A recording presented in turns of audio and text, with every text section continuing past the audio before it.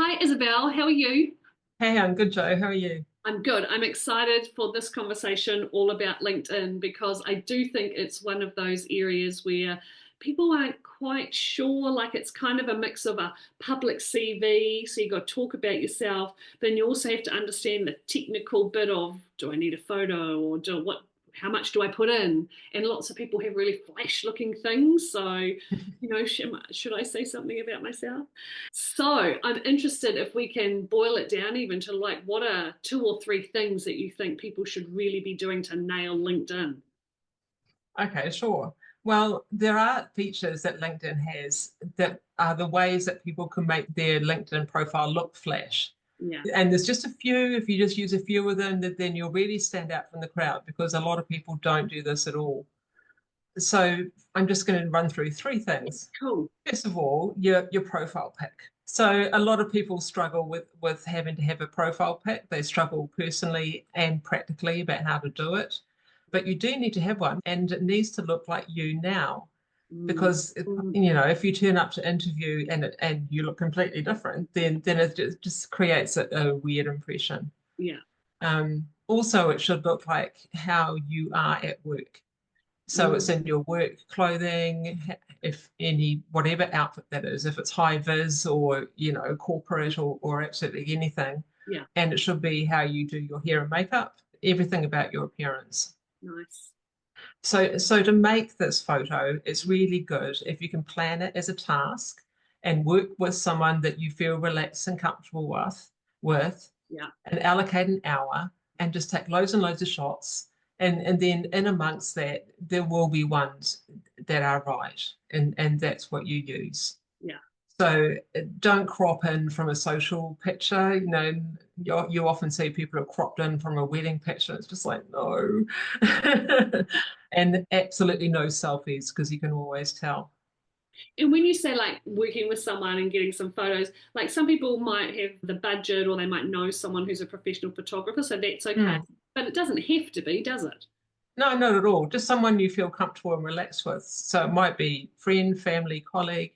If you've got kids or grandkids, then they are so comfortable using phones and taking photos, so they can also be really good. Yeah, nice. That sounds really good. Okay, so you've got to have a photo that looks like you at work now. Don't Yep. we love that? What else? What's the second thing you think is really important? Okay, so you've got to have a banner pic. That's the banner behind your photo. Okay.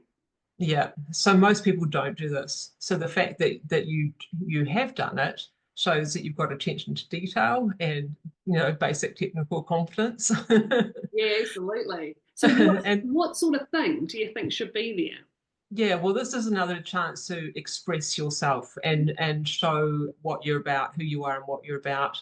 So it might be something that expresses your personality, or it might be a quote that's meaningful for you, or it might be a photo that shows the context of where and how you work.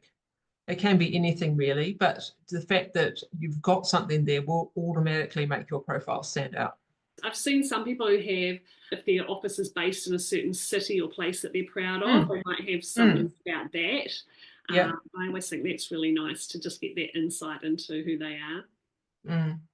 Okay, so we've got a great picture. We've got a banner pic that shows a bit more about our personality or something that helps articulate who we are. What's the third piece of advice you'd give people? Well, the third thing is to use case studies, and these are other ways of getting photos and colorful imagery scattered throughout your profile. So LinkedIn has two ways of making these case studies. You see people's featured, Yep. which sits high in their profile, and all that is one strong image with a really small bit of text.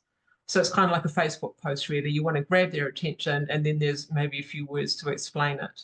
Nice. So featured can be about overarching things that you've achieved or that's important to you. And then you can also use what's called media, and these sit under specific roles. And then you show examples and achievements of what you've done in that role. And can you have a little bit more information in that compared to the featured part? It's still pretty short. It, Right. it, it really is just to give people a flavour and bring your experience to life, really. And images are great, right? Like it's a way Yeah. of doing that. It feels less pressure than having to have words all the time.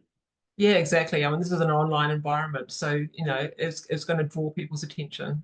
Isabel, if people want to talk to you about getting some help with their LinkedIn profile and all those wonderful things, how do they get a hold of you? Well, they can always find me on LinkedIn. So I'm there as Isabel Teresa. Imagine if you and didn't say that. and you can find my CV Whiz details there. Otherwise, if you're a Facebook person, I'm Facebook at CV Whiz. Awesome. Thank you. Thank you.